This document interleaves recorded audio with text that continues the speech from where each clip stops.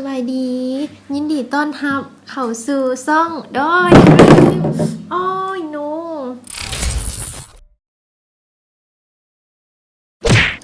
สบายดี ยินดีต้อนรับทุกคนเข้าสู่ซ่องดอยรีวิวเขาขอแนะนำตัวยังเป็นทางการก่อนเนาะ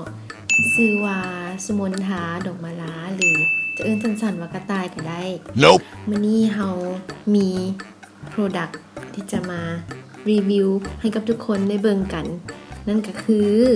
นี่เลยเป็นจอกน้ำรูปทรงเลนส์กล้อง อันนี้เป็นขนาด 70-200 มิลของ Canon ถือว่าคือของแท้เว้ยป้าคุณไผ่มีนี่มาธรรมดาเลยตายก็มีอันนี้ของตายเอง อันนี้ก็จะมีของ Canon นี่มีหลากหลายรูปทรงอันนี้ก็เป็นของ Canon คือกันเป็น2405มีสีดำสีขาวไม่ได้ขายของได้เอามารีวิวมีอย่างกำลังไหม มีอย่างกำลังไหม อันนี้นี่คือของแท้เกือบ 100% แต่ว่าอันนี้นี่มันหันก้นบ่ได้มันมีฝาหันฝาปิดพร้อมตัวนี้จะเป็นพลาสติกแข็งและอ่อนคืออันนี้แหละอันนี้ก็เป็นพลาสติกอ่อนมีอย่างครอบเหนียงแล้วก็มีพิมพ์อีกได้พิมพ์ตัวนี้เป็นแคดเมียม สมมุติน่ะมันยังมีปุ่มกดอีกตู่กันสั่นเราสามารถกดขึ้นกดลงได้ยามแบบโมมีเวียกเฮ็ดสินะกดลิ้นมีอัลตราโซนิกอย่างพิมพ์มาอ้อมหอบจอกนี่คักแน่อันนี้เป็นขนาด 21.5 ซมเราสามารถบรรจุน้ำใส่ได้นี่550มิลลิลิตรหรือว่าซาวอ่อนต่อไปเราจะมาเบิ่งด้านในของจอกนี่หันฝาออกก่อนอันนี้เป็นฝาพลาสติกแข็งอัดไงตัวนี้เป็นสแตนเลสที่ว่าปลอดภัยเนาะสามารถบรรจุเครื่องดื่มของเหลวได้ตัวนี้นะบ่เป็นอันตรายต่อร่างกายเราสามารถใส่น้ำดื่มใส่กาแฟใส่นมน้ำหมักไหมหรือใส่เบียร์ก็ได้อันนี้แบบจะกินเบียร์เนอะโอ้ยคักสเต็ปต่อไปแบบนี้นะเราจะมาทดสอบเรื่องความร้อนความเย็นเราจะเอาน้ำเย็นจากทรงฟิตนี้มาใส่แล้วเราก็จะปิดฝาไว้แล้วเราจะมาเบิ่งว่ามันสามารถกักเก็บความเย็นได้โดนปานไหนจักชั่วโมงเนาะตอนนี้เรามีอุปกรณ์เตรียมพร้อมแล้วอันนี้น้ำร้อนอันนี้น้ำเย็นร้อนอีหลี100 องศาอันนี้น้ำเย็นเดี๋ยวเราจะมาเริ่มปฏิบัติการทดสอบอันนี้ทางในบ่มีอย่างเดิมวางเปล่าเราจะมาใส่น้ำเย็นมันหาก็ออกจากตู้เย็นได้ไหม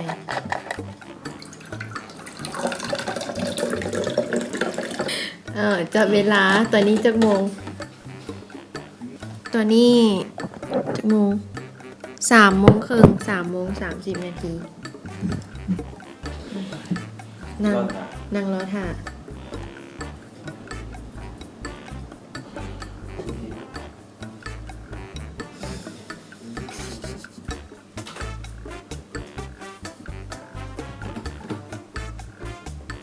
แท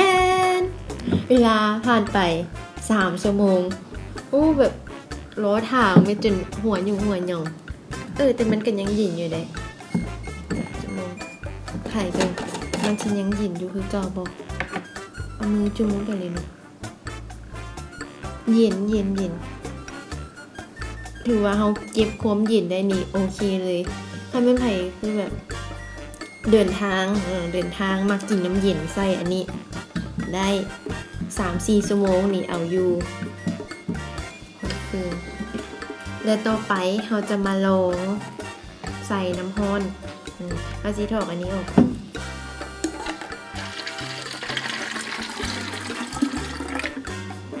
เอาไปเสียตัวเองขึ้นไปจุ๊บ ใช่ครับ อันนี้วางเปล่าอีก ใส่น้ำร้อนก่อนอันนี้นะ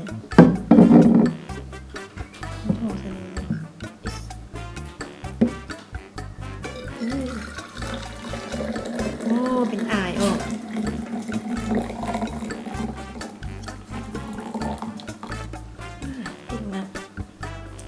เห็นว่าเห็นมันเป็นอ่ายออก เห็นมันเป็นอ่ายออกบ่อ่ายเทือนฮอนอีหลี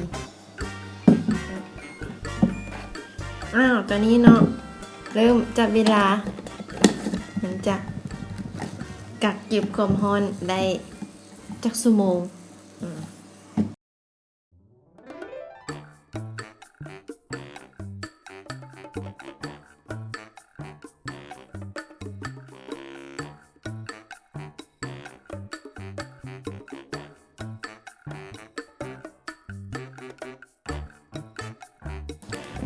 แล้วเวลาผ่านไป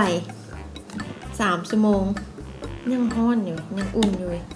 มันสิบุบึ้มใส่หน้าว่ะเฮ้ยไข่ก็ออกโอ้ยังเห็นเป็นอ่ายออกอยู่เห็นบ่นี่ว้าว2-3 ชั่วโมงนี่เฮายังใส่ตีกาแฟตีโอเวนตินยังได้อยู่มันยังละลายอยู่แต่ถ้าว่ากาย3 ชั่วโมงไปเนาะ3-4 ชั่วโมงมันจะกลายเป็นน้ำอุ่นมันจะบ่มีอายแล้วแต่ว่าอันนี้มันยังมีอายฮ้อนอยู่นี่ทดสอบฮ้อนอีหลีเด้บ่กล้าเอามือจุ่มลงไปฮ้อนแล้วก็เอามากินต่อแซ่บ เนาะสำหรับจอกน้ำเลนก็มีหลายขนาดหลายสีให้เลือกสีขาวสีดำอันนี้เหมาะที่จะเป็นของขวัญของที่ระลึกให้กับคนที่ทานหักนั่นเองเนาะนอกจากของ Canon แล้วมันก็ยังมีจอกน้ำเลนของ Sony ของ Nikon ถ้ามันไผเป็นสายส้มสายเหลืองอย่างกับไปหาซอกซื้อกันได้รับรองว่าบ่ผิดหวังแน่นอนเนาะถึกใจแน่นอนนี่